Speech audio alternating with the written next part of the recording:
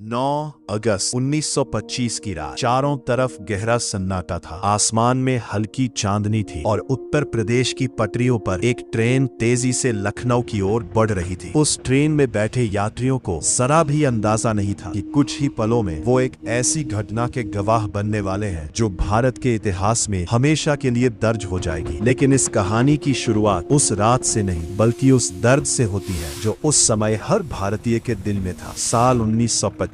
भारत पर अंग्रेजों का राज था। भारतीयों से भारी टैक्स वसूला जाता था और उसी पैसे को अंग्रेज सरकार अपने खजाने में जमा करती थी। हर हफ्ते सरकारी खजाना ट्रेन के जरिए एक शहर से दूसरे शहर भेजा जाता था। लेकिन कुछ युवा क्रांतिकारियों ने फैसला कर लिया था कि अब ये पैसा अंग्रेजों का नहीं रहेगा, बल्कि इसी पैसे से अंग्रेजों के खिलाफ क्रांति की आग जलाई जाएगी। इन युवाओं में शामिल थे राम प्रसाद बिस्मिल, अशफाक उल्लाह खान, राजेंद्र लाहिड़ी और उनके साथी। ये सिर्फ नौजवान नहीं थे, ये वो लोग थे जिनके दिल में आजादी का जुनून जल रहा था। एक गुप्त बैठक में इन क्रांतिकारियों ने एक खतरनाक योजना बनाई। योजना थी ब्रिटिश सरकार के खजाने को ले जा रही ट्रेन को रोकना और उस खजाने को अपने कब्जे में लेना। सब जानते थे अगर पकड़े गए तो सजा सिर्फ एक ही होगी, फांसी। लेकिन फिर भी उन्होंने इस मिशन को अंजाम देने का फैसला किया। और फिर आई 9 अगस्त 1925 की वो रात। क्रांतिकारी अलग अलग स्टेशनों से ट्रेन में सवार हो गए। सब शांत थे, लेकिन उनके दिलों की धड़कनें तेज थी। ट्रेन धीरे धीरे काकोरी के पास पहुंच रही थी और तभी अचानक किसी ने चेन खींच दी। ट्रेन एक तेज झटके के साथ रुक गई। चारों तरफ अंधेरा था और उस अंधेरे में कुछ परछाइयां तेजी से गार्ड के डिब्बे की तरफ बढ़ने लगी। गार्ड को समझ ही नहीं आया कि आखिर हो क्या रहा है। कुछ ही सेकंड में क्रांतिकारियों ने गार्ड के डिब्बे का ताला तोड़ दिया। अंदर रखा था ब्रिटिश सरकार का खजाना, लोहे का भारी बक्सा जिसमें हजारों रुपए भरे हुए थे। क्रांतिकारियों ने उस बक्से को नीचे गिराया और उसे खोलकर पैसा निकाल लिया। पूरा ऑपरेशन सिर्फ कुछ ही मिनटों में खत्म हो गया और फिर जैसे वो आए थे वैसे ही अंधेरे में गायब हो गए। ट्रेन में बैठे लोगों को समझ ही नहीं आया कि अभी अभी उनके सामने इतिहास बन चुका है। लेकिन असली तूफान तो अब शुरू होने वाला था। जब इस घटना की खबर अंग्रेज सरकार तक पहुंची तो पूरे ब्रिटिश राज में हड़कंप मच गया। अंग्रेजों के लिए यह सिर्फ एक डकैती नहीं थी, यह उनके अधिकार को सीधी चुनौती थी। तुरंत जांच शुरू की गई, गुप्तचर लगाए गए, पूरे देश में छापे मारे गए और सैकड़ों लोगों से पूछताछ की गई। धीरे धीरे पुलिस को सुराग मिलने लगे। एक एक करके कई क्रांतिकारी गिरफ्तार कर लिए गए। लेकिन एक नाम अंग्रेजों के हाथ कभी नहीं आया। वो नाम था चंद्रशेखर आजाद। मुकदमा महीनों तक चला। अंग्रेजी अदालत में क्रांतिकारियों पर देशद्रोह का आरोप लगाया गया और आखिरकार फैसला। राम प्रसाद बिस्मिल, अशफाक उल्लाह खान और राजेंद्र लाहिड़ी को फांसी की सजा दे दी गई। जब उन्हें फांसी पर चढ़ाया गया तो उनके चेहरों पर डर नहीं था, बल्कि उनके दिल में था एक आजाद भारत का सपना। उन्होंने हंसते हंसते अपनी जान कुर्बान कर दी। काकोरी ट्रेन डकैती सिर्फ एक घटना नहीं थी, यह एक चिंगारी थी। एक ऐसी चिंगारी जिसने पूरे देश के युवाओं के दिल में आजादी की आग जला दी। और शायद इसी वजह से आज जब हम आजाद भारत में सांस लेते हैं तो इतिहास की वो रात हमें याद दिलाती है कि आजादी हमें विरासत में नहीं मिली थी, इसके लिए अनगिनत लोगों ने अपनी जान की कुर्बानी दी थी।